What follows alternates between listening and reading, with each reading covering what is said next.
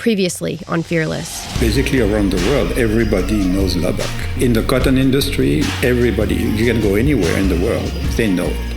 Texas Tech researchers are using the region's most prominent resource to fuel innovative change that could make a global impact. At 21 days, you can see that it starts to degrade. And the research behind how a professor is attempting to help save the environment by transforming cotton waste into biodegradable single-use plastic. If you bury it in the soil and then leave it in there, 30 days or 2 months, it's completely gone. We need to do research to create plant varieties that can produce the same with less water. One important thing is that we need to find a stronger interaction with the farmer.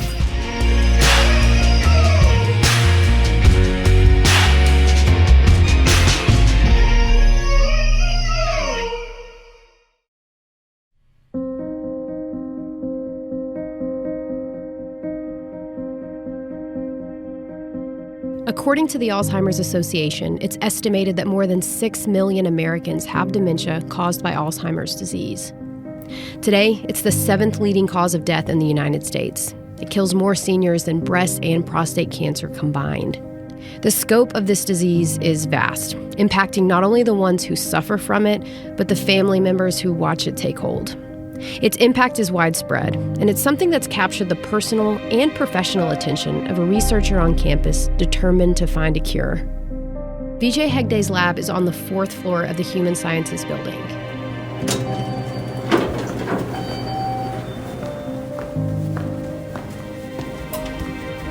Through a glass door reading nutritional sciences.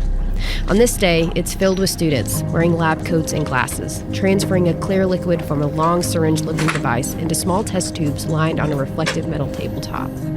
He's walking around, monitoring and overseeing their progress as they work. He's happy to welcome me into the lab. His excitement for his work and mentorship is contagious. He tells me that he's proud to be part of this particular season of the podcast and thrilled for the chance to share with people the work that has occupied his life for nearly a decade. At the start of, and even through most of his career, he didn't see himself as a professor. He wanted to be a researcher. He wanted to investigate things.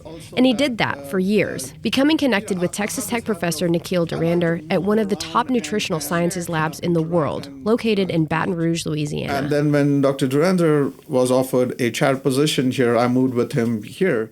This decision launched him into a new adventure, teaching for the first time and pursuing a different type of research, studying obesity and exploring a connection between diabetes and Alzheimer's disease. A few years ago, I want to say about 6, 7, 8 years ago, there were more reports coming out about the strong association between diabetes and Alzheimer's disease. And so that was kind of new. It was like, if you are diabetic, you are 2 to 3 times more likely to develop Alzheimer's disease. The connection between these two is glucose levels. Vijay says it's understood in this research that the development of Alzheimer's is a product of hypometabolism, or less glucose going to the brain. That's when I was like, okay, we have a protein that works independent of insulin. Insulin seems to be the major player in this situation between diabetes and Alzheimer's. Why don't we try to look into that? There was a new grant opportunity, like a seed pilot funding kind of opportunity designed by the President's office. They applied for it and received the funding they needed to continue searching. They connected with the researcher at the Garrison Institute of Aging, part of the Texas Tech Health Sciences Center. His area of focus is dementia, like Alzheimer's and Huntington's disease. So his expertise provided another layer of understanding to this study. And that's when we submitted this idea of looking into how if we improve diabetes or glucose metabolism, would that help in Alzheimer's disease? As their work continued to grow, they submitted a proposal to the National Institutes of Health with the idea that maybe treating Alzheimer's in 2 different areas of the body would have an overall effect on the disease. We are talking about the diabetes area and we're talking about the brain area. So if we are targeting only the periphery or the brain, we are not seeing, benefits. So what if we tried both places? Would that be an effective treatment option or something that would help? And that was the idea that I proposed in this grant mechanism, and that's what we got funded for. The grants that Dr. Durandar and Dr. Hegde have gotten. This is Cameron Smith with the Office of Research Commercialization. He helps ensure discoveries like this one are protected by patents. They help move the research forward, and we're moving the patent portfolio, growing that. Then we're working to license that patent portfolio and the right to use it out to industry, so that our industry partner can then go through clinical trials, do patient testing, and actually get something to market.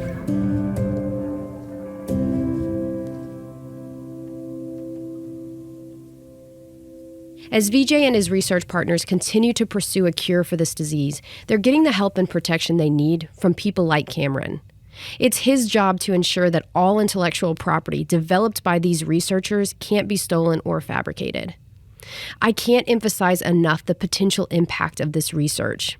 Part of the reason this work is so fulfilling to Vijay is because he's using his own discoveries to create change for people living with the disease and their families. So here's the thing. I mean, with Alzheimer's disease, more and more we come to know about it. It is affecting more families. You can speak to many people, and you will immediately get response that, oh, my grandmother, my aunt, or my father-in-law. His passion was taken to a new level when he got a call from his own mother in 2017, 3 years after he started this research. My father was diagnosed with Alzheimer's. Again, initially we didn't know it was Alzheimer's. We were like, okay, he's just forgetting things. And of course, my parents lived in India. Me and my siblings live here in the US. So obviously, we don't have a daily connection in a way where we are able to observe him to know what's going on. Vijay's mom was the protector and primary caregiver for his dad, which is common. The Alzheimer's Association says that around 11 million people provide unpaid care for people with Alzheimer's, most of them family members.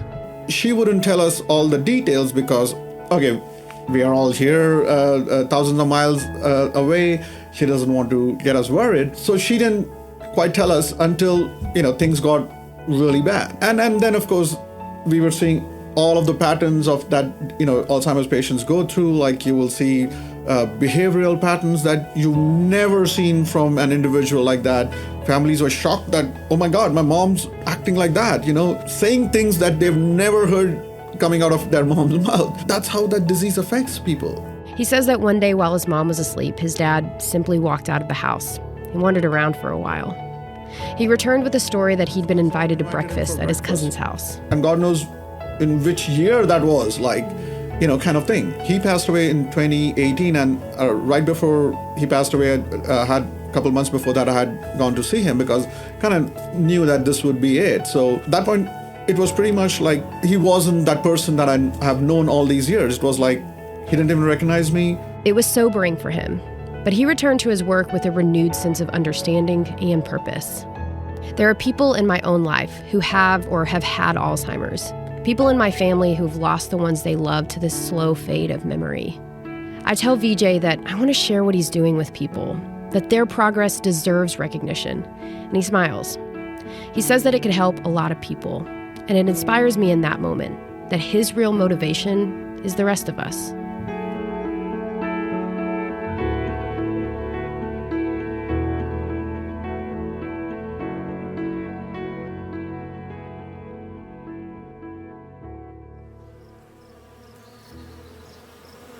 In my backyard, we have an enormous oak tree. Its huge trunk supports dozens of long, full branches with leaves that cast shade on our whole backyard. One evening last spring, I noticed a low, vibrating buzz emanating from its center. My normally energetic and excitable dog stood at attention, her ears flipped back and head cocked to the side, staring at a branch closest to our house. When I went to stand with her, I understood why. Hundreds of tiny black and gold bodies hovered and shook over a hive that I was certain had not been there the day before. When I looked up through the branches of this 30-foot tree, I saw hundreds more. Bees had made their home seemingly overnight in my backyard. I had a bunch of questions. How and why does this happen? As it turns out, Texas Tech has a scientist who had those answers, and much more. So this is the doll. Scott Longing's office is packed full of books, pamphlets, papers, and dozens of entomology boxes with various insects. I mean, it's not exactly the same species, but... Scott's childhood is painted with memories of creek digging, bike rides through the woods, and one imaginative exploration after another.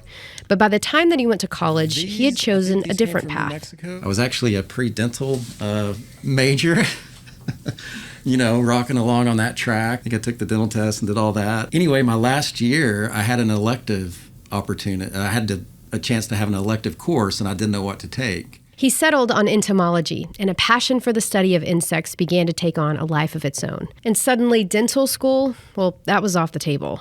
So right now we're documenting bee biodiversity. So bees are a major pollinator. So right now we're interested in what's out there, really. By the way, he's wearing a black hat with a yellow honeybee on the front. He picked it up at the Wolfforth Farmers Market. His reddish beard and long hair beneath his cap place him perfectly in a hiking magazine. It suits him, given that he spends so much of his time and work in the field. What we want to know is how do human factors influence that biodiversity? So we're trying to figure out what those mechanisms are. Everything from habitat fragmentation to pesticide exposure. So all these bees, they're foraging, they're flying around, they don't discriminate between crops and wildflowers. So, whatever we do to our crops can affect what they pick up. And like pesticides and stuff? Yeah, they can pick up pesticides as they're foraging. In West Texas, farmers regularly use chemicals like insecticides or pesticides to control insect infestations, diseases, and weeds. These practices have started to have an impact on bees that pollinate those crops. This has become important not only to beekeepers and researchers, but it's also led to conversations about public health. In a scholarly article, researchers found that if exposed to agrochemicals, consumers could be at risk. They tested more than 2,600 honey samples from 27 different countries and found that nearly all samples tested showed traces of various chemicals. So what does this all mean? Well, according to that article, if high levels of those chemicals are consumed, it could damage reproductive health in adults. Scott says that the U.S. upholds better pesticide regulations than most countries. He also has faith in good practices by beekeepers, and part of that is monitoring the honey for contaminants. Scott told me that most honey is safe, and he credits that to beekeepers who take a lot of pride in their work. I've learned a lot from Scott. Like, did you know that some crops can't grow without the presence of pollinators? It's true. Crops like almonds, watermelons, pumpkins, all of those require insect pollinators. If we didn't take honeybees to the Central Valley in California every year, then we wouldn't have the almonds that are produced. So almonds 100% require honeybees. But the bees don't live in California. They're transported there, millions of them, from across the country each year. I mean, can you imagine? This is called a queen excluder. So the worker bees are able to come through it, but the queen is too fat to come through it. These bees are from a colony in Lorenzo kept by my new friend and local beekeeper, Nathan Pruitt. Most of the bees on these frames are nurse bees. Nurse bees haven't learned to fly yet. It takes them about 10 days after hatching for them to be strong enough to fly. He's a Texas Tech grad with a really interesting story. Aside from his day job, Nathan installs bee colonies on properties of farmers who need a bit of an extra push for their crop. It's called tumbleweed bees. And this particular farmer is growing strawberries. There she is. She had her head in the... Oh, yeah, I see her. We found the queen. When Nathan graduated from Tech, he went on to become a licensed financial agent. And about 5 years ago, he and his wife planted watermelon in their country garden. And the first year was wonderful. And we expanded the second year. We had so much fun doing it. And what happened is my neighbor found out he had a very large beehive under a shed. And this hive was huge, and he had it removed, and the next 2 years, the crops were terrible. I mean, we were getting melons instead of the size of, I don't know. The traditional watermelon. Huge watermelons. We were getting the size of a cantaloupe or none at all. So there was definitely a pollination issue. West Texas isn't exactly the hub for growing almonds or watermelon, but studies show that honeybees can also play a huge role in other crops that are critical to this region. There was a paper published in 2016 that showed improvements in cotton, in seed cotton weight, if the farm maintained wild habitat on the farm. That wild habitat gave nesting sites for bees, for native bees. So they determined that the native bees were helping to move pollen across the cotton flowers. I think it improved the seed cotton weight by about 18%. So that's kind of a big deal. So bees, for some crops they'll help the crop. For some crops they're required of that crop to produce.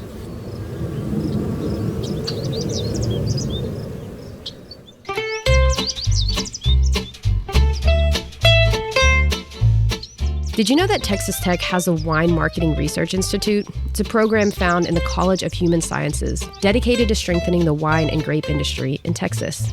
Tim Dodd is the director, and he's been involved since 1988. The wine marketing research is a lot more of a fun job most of the time, but I do enjoy the role of being an administrator as well in the college. So if you're having a conversation with somebody who doesn't know anything about the Institute, how do you describe what it is? We really have focused on the business of wine.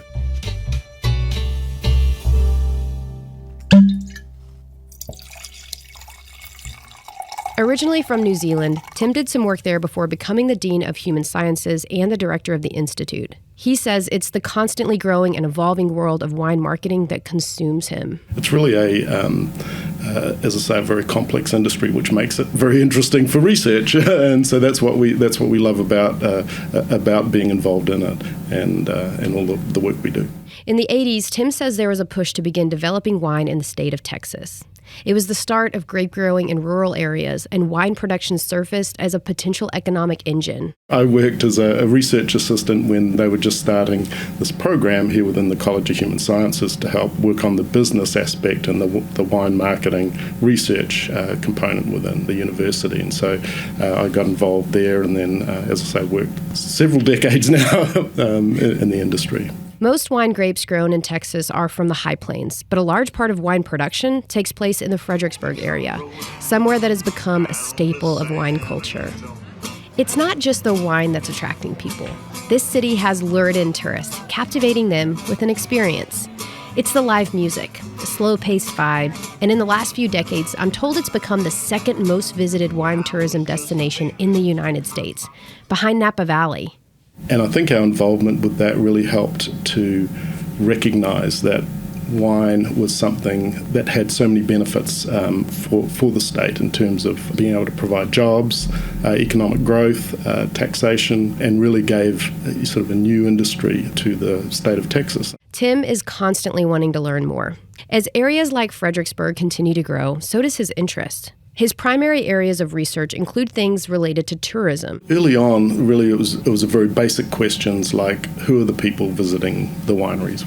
What is their makeup? What is their interest? You can really start digging down into the motivations and interests of people in tourism. And that was really one of the first studies we did, and really has become a sort of, at that time, I think, for a new wine industry especially.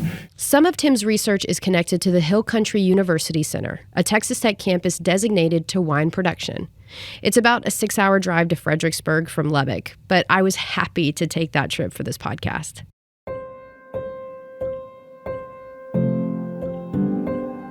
The viticulture certificate teaches viticulture, teaches grape growing. All the certificate programs are continuing education unit programs. This is Ed Hellman. He's a professor at the Hill Country campus teaching enology and viticulture. In other words, the study of wines and harvesting grapes for wine production. He explains to me that the viticulture certificate program is not an academic degree. It's pretty much the same rigor as an undergraduate degree, but it's a different audience. Okay. So it's a lot of industry people. It's a lot of entrepreneurs wanting to get into the industry. Ed and Tim are working together in different places, doing different work in perfect harmony. It's research and outreach embodied. The partnership came about as sort of fairly naturally, really. There was interest from the Hill Country folks for wine education. There's literally hundreds of wineries there now, and it's become just such a huge centre for it. The Hill Country Center is uniquely set up to meet the needs of wine industry in lots of different ways. Ed sees their work as educational in a way that's immediately useful. So, for example, there's a class there in wine analysis. Mm-hmm. So that's a lab class. It's a lab analysis class. And a winery in this area might have somebody that's been working in the cellar for them and kind of helping out a little bit in the lab, but they've never really had any formal training. They might send an employee like that just to take that class. He says they've had students with families in the restaurant or wine industry getting additional certification or specific training. They've had students who just wanted to learn to create or maintain their own personal vineyards. It's a different demographic, so it is a little more streamlined, but there's still more classes they have to take than the very focused certificate program. The average age of a student here is 35 years old, so they're working full-time. They have full-time responsibilities, and this program is allowing them the opportunity to go back to school in a way that's flexible to their life. Both Ed and Tim are excited about how far the wine industry has come, and they look forward to seeing how it'll continue to evolve. Research can be the act of pursuing understanding. It can be specifically for educational purpose, empowering future generations of scholars and academics, or those who may go on to make discoveries of their own. But it can also result in a new product, technology, or application that reaches the market. It can be conducted with something in mind that can become marketable and available to you. And you remember the Office of Research Commercialization, Cameron Smith? Well, that's where people like him come in. So all of the invention that goes on across the Texas Tech system, we work to protect that, usually via patent filing, and then get it out the door and out to industry so that it can have some sort of societal impact. His story is next time on the final episode in this season of Fearless. Fearless is produced by the Office of Communications and Marketing in collaboration with the Office of Research and Innovation. It's written and hosted by me, Taylor Peters, and co-produced by Allison Hirth. Editing and sound design by Thomas Boyd. Fearless is a Texas Tech production. From here, it's possible. Hi, everyone. Thank you so much for listening. If you want to learn more about the characters that you met today or see photos from interviews, log on to our website at today.ttu.edu/fearless. And as always, like, review, and subscribe.